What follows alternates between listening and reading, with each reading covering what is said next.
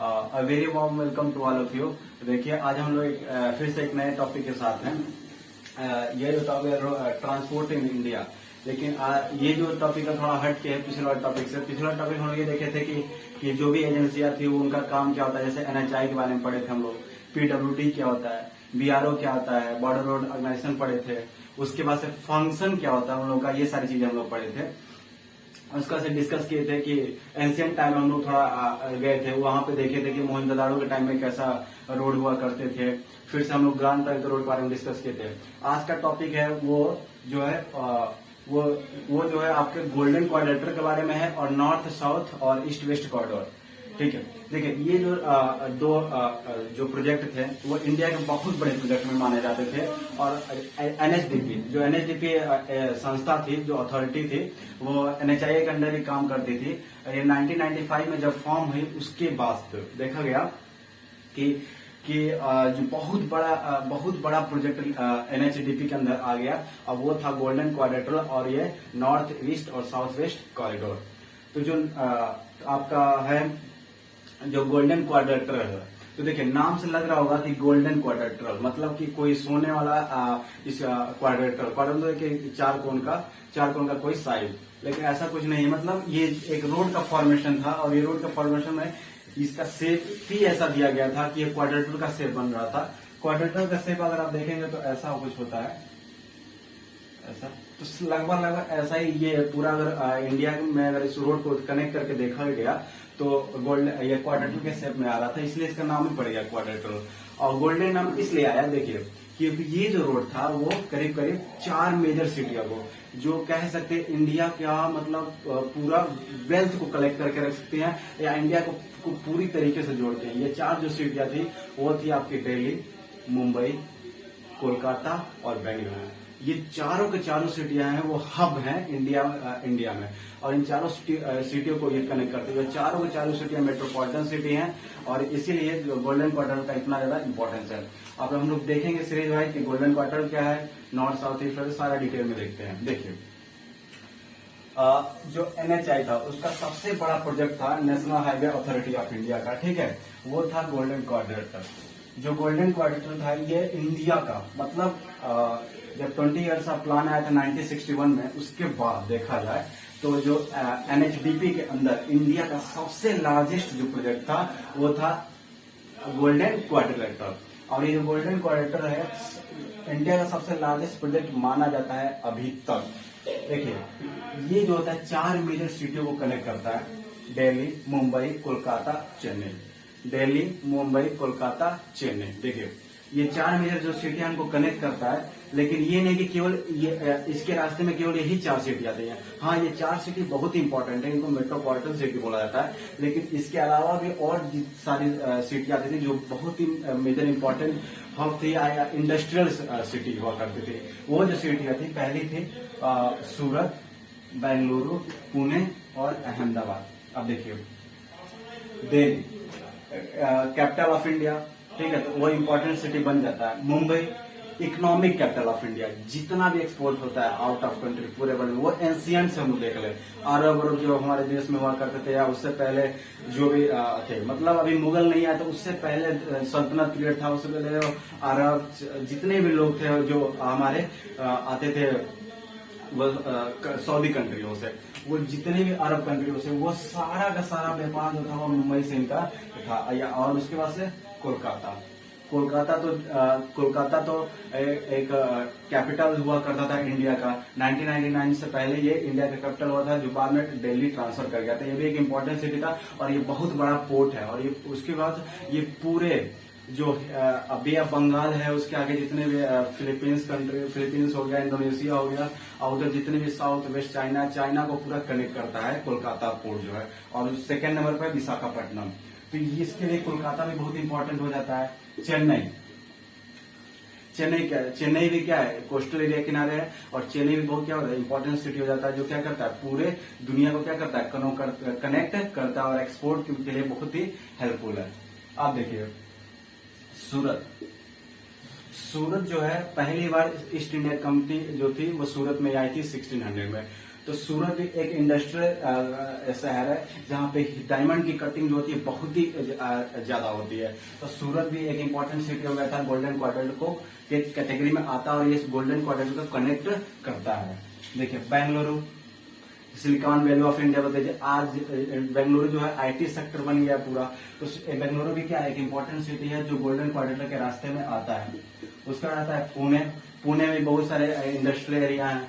और सबसे लास्ट आता है अहमदाबाद। देखिए जैसे मैनचेस्टर ऑफ इंडिया अहमदाबाद को बोला जाता है।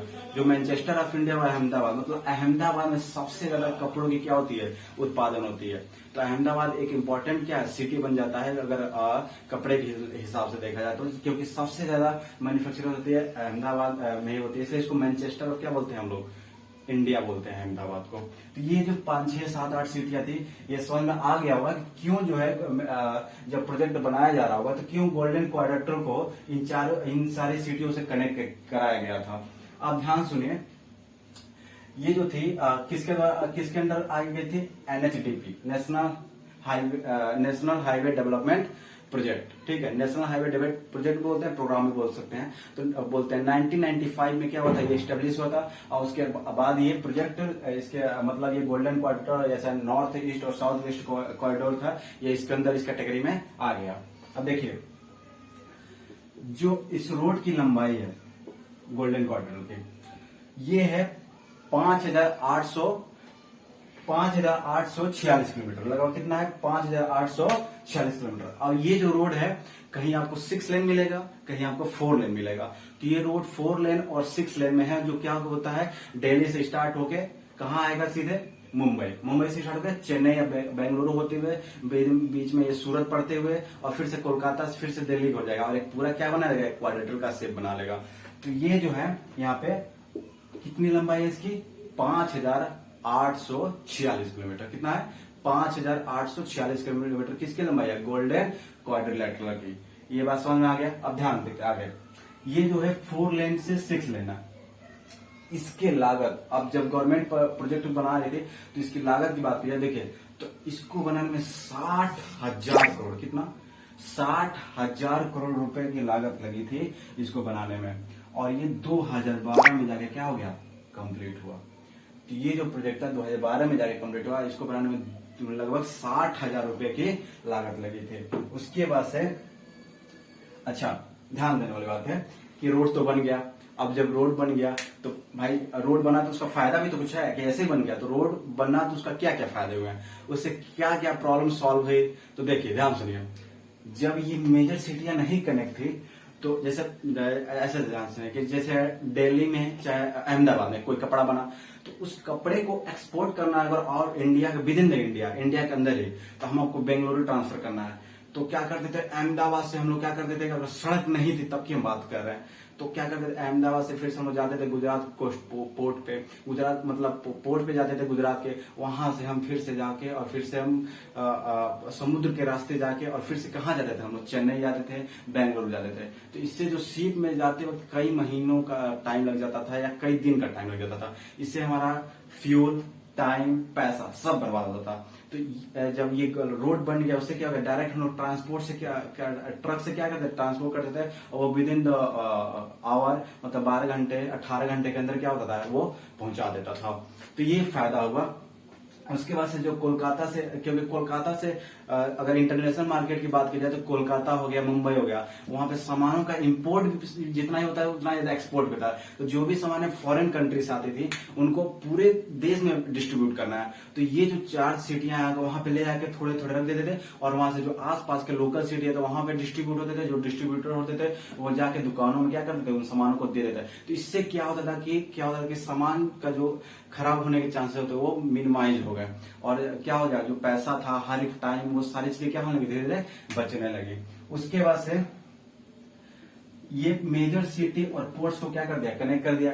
ये मेजर सिटी और पोर्ट को क्या कर दिया, कनेक्ट कर दिया। पोर्ट्स और सिटी कनेक्ट हो गए, इससे क्या हो गया कि आसपास में जो भी कनेक्शन था वो क्या हो गया, और ज्यादा बढ़ गया। ठीक है, जो व्यापार का साधन था वो और मजबूत हो गया। उसके बाद से इजिली ट्रक ट्रांसपोर्ट, हम ये बता रहे पहले कि ट्रक ट्रांसपोर्ट इजीली हो गया, क्योंकि छोटे सामान अगर है मान लीजिए कि अगर 4-5 टन सामान है तो उसको अगर रेलवे से हम भेजेंगे लाइन से, तो रेलवे कभी मान लीजिए कभी दुर्घटना हो गया, रेलवे लाइन कभी क्या हो गई, बंद हो गया, बारिश की वजह से रेलवे रुक गई, या बहुत सारे रुकावटें आती थी, जिससे रेलवे में अगर ट्रेन है तो ट्रेन में अगर सारा सामान है, मालगाड़ी है, तो सारा का सारा सामान खराब हो जाता है। अगर कोई रॉ मटेरियल है, ध्यान से देने वाली रॉ मटेरियल उसको ट्रांसपोर्ट कर रहे हैं दूसरे सिटी में, और बाई द वे कुछ दिक्कत आ गई तो सारा का सारा रॉ मटेरियल खराब हो जाता है। उससे इंडस्ट्री को बहुत ज्यादा लॉस होता था। जैसे मान लीजिए जितनी भी चिप्स वाली कंपनी आती है तो उनको आलू की जरूरत है, तो आलू का ट्रेन में जा रहा है, ट्रांसपोर्ट हो गया, तो क्या होगा, अगर मान लीजिए किसी भी दिक्कत, अगर वो ट्रेन में खराबी आ गया, चाहे कोई फैसिलिटी नहीं रहे, तो सारा का सारा सामान क्या होता है, खराब होता है। लेकिन अगर ये ट्रक थे, ये गोल्डन क्वाड्रिलेटरल बनने से, ये हाईवे बनने से क्या हुआ, ये जितनी भी चीजें थी उनका क्या हो गया, ट्रांसपोर्टेशन इतनी होगा। इससे इंडस्ट्री का, प्रोडक्शन का, हर एक चीज का टाइम क्या होने लगा, बचने लगा, और प्रोडक्शन क्या हो गया, ज्यादा होने लगा। देखिए जब ये रोड बना तो देखिए, जब ये रोड बना तो देखिए, ये जो रोड है 4 मेजर सिटियों को कनेक्ट करता है, उसके अलावा और छोटी मोटी सिटियों को कनेक्ट करता है। अब देखिए क्या हुआ, क्या कि जब रोड बना तो रोड बनने से क्या हो गया, आसपास के रोड के अगल बगल के गांव, मान सकते हैं अगल बगल के टाउन, तो वहां पे अब इंडस्ट्री जो आके सेटअप होने लगी। इंडस्ट्री क्यों से, क्योंकि हाईवे था, ये हाईवे डायरेक्ट पूरे इंडिया को कनेक्ट कर रहा था एक तरह से देखा जाए तो उसके वजह से देखा गया तो छोटी मोटी इंडस्ट्रियां आके इन हाईवे किनारे क्या होने लगी, सेटल होने लगी। तो ये छोटी मोटी इंडस्ट्रियां सेटल हो गई, लोगों को क्या होगा, रोजगार मिल गया, लोगों को रोजगार मिला तो उनका व्यवसाय बढ़ने लगा, प्रोडक्शन इंडस्ट्री का फायदा होने लगा, हर एक चीज का। छोटे मोटे जो टाउन थे, गांव थे, वो क्या हो गया, सिटी में कन्वर्ट हो गए। तो ये सारी चीजें जो थी केवल एक गोल्डन क्वाड्रिलेटरल से मिल गया। उसके बाद से जो एग्रीकल्चर प्रोडक्ट हुआ करते थे, एग्रीकल्चर प्रोडक्ट मतलब ऐसे प्रोडक्ट जो खेती बाड़ी से हम लोग करके निकालते थे, जैसे गेहूं हो गया, चावल हो गया, मक्का हो गया, तो ये जितनी भी सामान हुआ करती थी, ये जितनी वो ट्रांसपोर्ट करने में क्या हो गया, आसानी हो गया, और ये जल्दी खराब भी नहीं होती थी। तो खराब नहीं होंगे क्योंकि टाइम क्या होता था, बच जाता था, और विद इन अ टाइम, मतलब जितना टाइम दिया जाता था उसी टाइम में क्या होता था, इनका ट्रांसपोर्टेशन हो जाता था। तो ये जितनी भी फायदे में सब किसकी वजह से, गोल्डन क्वाड्रिलेटरल। गोल्डन क्वाड्रिलेटरल की लागत में बनने में कितना होता है, लगभग 60,000 करोड़ रुपए की लागत हुई थी। इसका वो कितना है, लेंथ कितना है, 5,846 किलोमीटर। अब देखिए ये पूरा कहानी थी गोल्डन क्वाड्रिलेटरल की।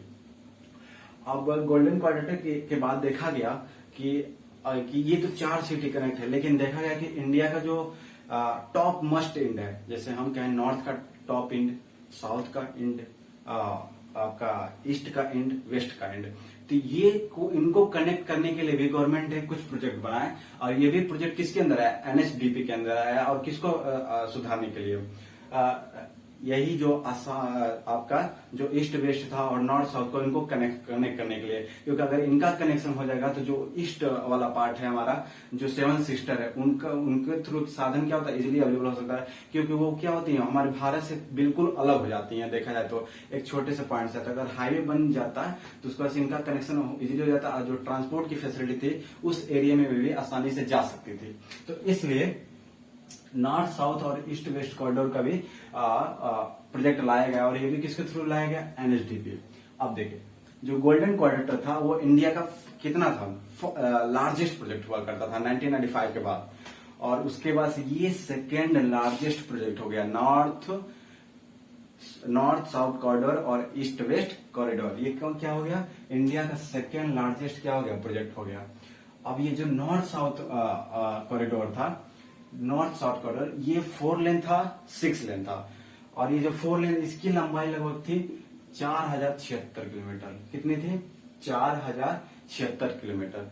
ये जो लंबाई है लगभग कितनी है, 4,076 किलोमीटर। और ये जो होती है वो कश्मीर टू से कन्याकुमारी, कश्मीर से कन्याकुमारी तक ये लंबाई है, ठीक है।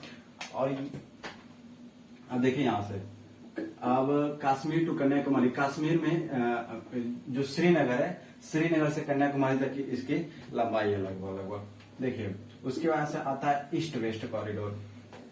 जो ईस्ट वेस्ट कॉरिडोर है उसकी जो ये सिलचर एक सिटी है जहां असम में, कहां पे, असम में पड़ता है सिलचर। वो असम से पोरबंदर, गुजरात, को कनेक्ट करता है। अब पोरबंदर वही जगह है जहाँ पे गांधी जी का पैदा हुए थे 1869 में।